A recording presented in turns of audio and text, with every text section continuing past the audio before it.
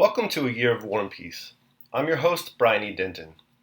A Year of War and Peace is a daily, year-long, chapter-by-chapter reading of and meditation on Leo Tolstoy's epic novel, War and Peace. In these videos and podcasts, you'll be treated to a free reading of one chapter per day of the novel, plus a reflective essay I've written individually tailored to that day's chapter. These readings are offered for free, though if you'd like to support me, you can do so in one of three ways. First, you could purchase my ebook, A Year of War and Peace. It features the entire novel, plus all of my reflective essays, and it's only $2.99 on Amazon.com. You could also become a patron at patreon.com/Brian E. Denton. If you sign up there, you'll receive a sonnet once a month, plus a link to an ebook of my collected sonnets. Finally, if you like, you can make a one-time donation to my PayPal account. The email there is brianedenton@gmail.com. You can also use that email to contact me. I'd be happy to hear from you. Your support is greatly appreciated. Today's chapter is 38, followed by a reflection on the same. Chapter 38. That same night, having taken leave of the Minister of War, Bolkonsky set off to rejoin the army, not knowing where he would find it, and fearing to be captured by the French on the way to Krems. In Brünn, everybody attached to the court was packing up, and the heavy baggage was already being dispatched to Omsk. Near Hetzeldorf, Prince Andrew struck the high road along which the Russian army was moving with great haste and in the greatest disorder. The road was so obstructed with carts that it was impossible to get by in a carriage. Prince Andrew took a horse and a Cossack from a Cossack commander, and hungry and weary, making his way past the baggage wagons, rode in search of the commander-in-chief and of his own luggage. Very sinister reports of the position of the army reached him as he went along, and the appearance of the troops in their disorderly flight confirmed these rumors. That Russian army which has been brought from the ends of the earth by English gold we shall cause to share the same fate, the fate of the army at Ulm. He remembered these words in Bonaparte's address to his army at the beginning of the campaign, and they awoke in him astonishment at the genius of his hero, a feeling of wounded pride, and a hope of glory. And should there be nothing left but to die, he thought, well, if need be, I shall do it no worse than others. He looked with disdain at the endless, confused mass of detachments, carts, guns, artillery, and again baggage wagons and vehicles of all kinds overtaking one another and blocking the muddy road, 3 and sometimes 4 abreast. From all sides, behind and before, as far as the ear could reach, there were the rattle of wheels, the creaking of carts and gun carriages, the tramp of horses, the crack of whips, shouts, the urging of horses, and the swearing of soldiers, orderlies, and officers. All along the sides of the roads fallen horses were to be seen, some flayed, some not, and broken down carts beside which solitary soldiers sat waiting for something, and again soldiers straggling from their companies, crowds of whom set off to the neighboring villages, or returned from them dragging sheep, fowls, hay, and bulging sacks. At each ascent or descent of the road, the crowds were yet denser, and the din of shouting more incessant. Soldiers floundering knee-deep in mud pushed the guns and wagons themselves. Whips cracked, hooves slipped, traces broke, and lungs were strained with shouting. The officers directing the march rode backward and forward between the carts. Their voices were but feebly heard amid the uproar, and one saw their faces as they despaired of the possibility of checking this disorder. Here is our dear Orthodox Russian army, thought Bolkonsky, recalling Bilibin's words. Wishing to find out where the commander-in-chief was, he rode up to the convoy. Directly opposite to him came a strange one-horse vehicle, evidently rigged up by soldiers out of any available materials, and looking like something between a cart, a cabriolet, and a calèche. A soldier was driving, and a woman enveloped in shawl sat behind the apron under the leather hood of the vehicle. Prince Andrew rode up and was just putting his question to a soldier when his attention was diverted by the desperate shrieks of the woman in the vehicle. An officer in charge of transport was beating the soldier who was driving the woman's vehicle for trying to get ahead of the others, and the strokes of his whip fell upon the apron of the equipage. The woman screamed piercingly. Seeing Prince Andrew, she leaned out from behind the apron and, waving her thin arms from under the woolen shawl, she cried, "Mr. Aide-de-camp, Mr. Aide-de-camp, for heaven's sake, protect me. What will become of us?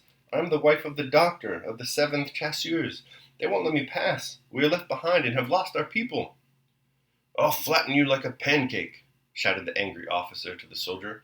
Turn back with your slut. Mr. Aide-de-camp, help me. What does it all mean? Screamed the doctor's wife. Kindly let this cart pass. Don't you see it's a woman? Said Prince Andrew, riding up to the officer. The officer glanced at him, and without replying turned again to the soldier. I'll teach you to push on. Back! Let them pass, I tell you, repeated Prince Andrew, compressing his lips. And who are you? Cried the officer, turning on him with a tipsy rage. Who are you? Are you in command here, huh? I am in command here, not you. Go back, or I'll flatten you into a pancake, repeated he. This expression evidently pleased him. That was a nice snub for the little aide-de-camp, came a voice from behind. Prince Andrew saw that the officer was in that state of senseless, tipsy rage when a man does not know what he is saying. He saw that his championship of the doctor's wife and her queer trap might expose him to what he dreaded more than anything else in the world, to ridicule, but his instinct urged him on. Before the officer finished his sentence, Prince Andrew, his face distorted with fury, rode up to him and raised his riding whip. Kindly let them pass. The officer flourished his arm and hastily rode away. It's all the fault of these fellows on the staff that there's disorder, he muttered. Do as you like.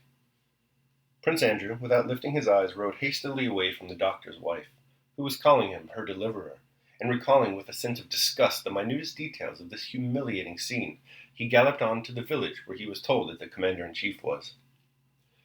On reaching the village, he dismounted and went to the nearest house, intending to rest if but for a moment, eat something, and try to sort out the stinging and tormenting thoughts that confused his mind. This is a mob of scoundrels and not an army, he was thinking as he went up to the window of the first house, when a familiar voice called him by name. He turned round. Nesvitsky's handsome face looked out at the little window. Nesvitsky, moving his moist lips as he chewed something and flourishing his arm, called him to enter. Bolkonsky! Bolkonsky! Don't you hear, huh? Come quick! He shouted. Entering the house, Prince Andrew saw Nesvitsky and another adjutant having something to eat. They hastily turned round to him, asking if he had any news. On their familiar faces he read agitation and alarm. This was particularly noticeable in Nesvitsky's usually laughing countenance. Where is the commander-in-chief? Asked Bolkonsky. Here, in that house, answered the adjutant. Well, is it true that it's peace and capitulation? Asked Nesvitsky. I was going to ask you. I know nothing except that it was all I could do to get here. And we, my dear boy, it's terrible. I was wrong to laugh at Mac. We're getting the worst of it still, said Nesvitsky. But sit down and have something to eat. You won't be able to find either your baggage or anything else now, Prince, and God only knows where your man Peter is, said the other adjutant. Where are headquarters? We are to spend the night in Znam. Well, I've got all I need into packs for 2 horses, said Nesvitsky. They've made up splendid packs for me, fit to cross the Bohemian mountains with. It's a bad lookout, old fellow. But what's the matter with you? You must be ill to shiver like that, he added, noticing that Prince Andrew winced as at an electric shock. It's nothing, replied Prince Andrew. He had just remembered his recent encounter with the doctor's wife and the convoy officer. What is the commander-in-chief doing here? He asked. I can't make out at all, said Nesvitsky. Well, all I can make out is that everything is abominable, quite abominable, said Prince Andrew, and he went off to the house where the commander-in-chief was. Passing by Kutuzov's carriage and the exhausted saddle horses of his suite with their Cossacks, who were talking loudly together, Prince Andrew entered the passage. Kutuzov himself, he was told, was in the house with Prince Bagration and Weyrother. Weyrother was the Austrian general who had succeeded Schmidt. In the passage, little Kozlovsky was squatting on his heels in front of a clerk. The clerk, with cuffs turned up, was hastily writing at a tub turned bottom upwards. Kozlovsky's face was worn. He too had evidently not slept all night. He glanced at Prince Andrew and did not even nod to him. Second line. Have you written it? He continued dictating to the clerk. The Kiev Grenadiers. Podolian. One can't write so fast, Your Honor, said the clerk, glancing angrily and disrespectfully at Kozlovsky. Through the door came the sounds of Kutuzov's voice, excited and dissatisfied, interrupted by another, an unfamiliar voice. From the sound of these voices, the inattentive way Kozlovsky looked at him, the disrespectful manner of the exhausted clerk, the fact that the clerk and Kozlovsky were squatting on the floor by a tub so near the commander-in-chief, and from the noisy laughter of the Cossacks holding the horses near the window, Prince Andrew felt that something important and disastrous was about to happen. He turned to Kozlovsky with urgent questions. "Immediately, Prince," said Kozlovsky. "Disposition for Bagration." "What about capitulation?" "Nothing of the sort. Orders are issued for a battle." Prince Andrew moved towards the door from whence voices were heard. Just as he was going to open it, the sound ceased. The doors opened, and Kutuzov, with his eagle nose and puffy face, appeared in the doorway. Prince Andrew stood right in front of Kutuzov, but the expression of the commander-in-chief's one sound eye showed him to be so preoccupied with thoughts and anxieties as to be oblivious to his presence. He looked straight at his adjutant's face without recognizing him. "Well, have you finished?" said he to Kozlovsky. "One moment, Your Excellency." Bagration, a gaunt, middle-aged man of medium height with a firm, impassive face of Oriental type, came out after the commander-in-chief. "I have the honor to present myself," repeated Prince Andrew rather loudly, handing Kutuzov an envelope. "Ah, from Vienna? Very good. Later. Kutuzov went out into the porch with Bagration. "Well, goodbye, Prince," said he to Bagration. "My blessing, and may Christ be with you in your great endeavor." His face suddenly softened, and tears came into his eyes. With his left hand he drew Bagration toward him, and with his right, on which he wore a ring, he made the sign of the cross over him, with a gesture evidently habitual, offering his puffy cheek, but Bagration kissed him on the neck instead. "Christ be with you," Kutuzov repeated, and went toward his carriage. "Get in with me," said he to Bolkonsky. "Your Excellency, I should be of more use here. Allow me to remain with Prince Bagration's detachment." "Get in," said Kutuzov, and noticing that Bolkonsky still delayed, he added, "I need good officers myself. Need them myself." They got into the carriage and drove for a few minutes in silence. "There is still much before us," he said, as if with an old man's penetration he understood all that was passing in Bolkonsky's mind. "If a 10th part of his detachment returns, I shall thank God," he added, as if speaking to himself. Prince Andrew glanced at Kutuzov's face only a foot distant from him, and involuntarily noticed the carefully washed seams of the scar near his temple, where an Ismail bullet had pierced his skull, and the empty eye socket. "Yes, he has a right to speak so calmly of those men's deaths," thought Bolkonsky. "That is why I beg to be sent to that detachment," he added. Kutuzov did not reply. He seemed to have forgotten what he had been saying, and sat plunged in thought. 5 minutes later, gently swaying on the soft springs of the carriage, he turned to Prince Andrew. There was not a trace of agitation on his face.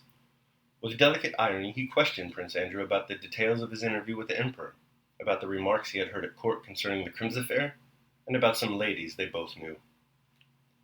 All right, that concludes my reading of chapter 38 of War and Peace. We're now going to move right into the reflection. A Year of War and Peace, Day 38. Prince Andrew and the Waking Echo of Confusing Strife. Woody Allen once wrote that he wasn't afraid of death, but he didn't want to be there when it happened. Prince Andrew isn't afraid of death either, but he wants to be there when it happens so he can greet it with a nice high five. It's true.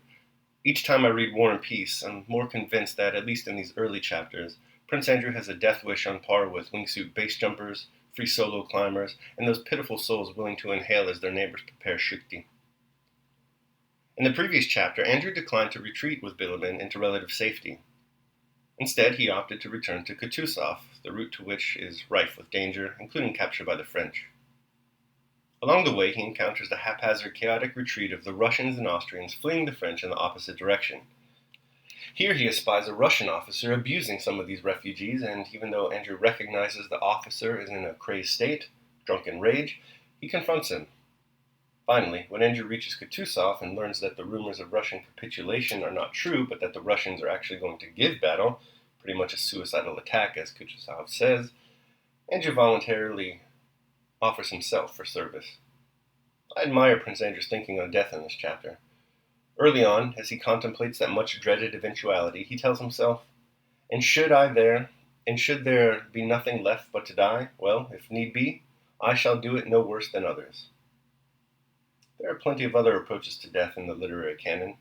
Lear's Oswald bemoans his untimely death.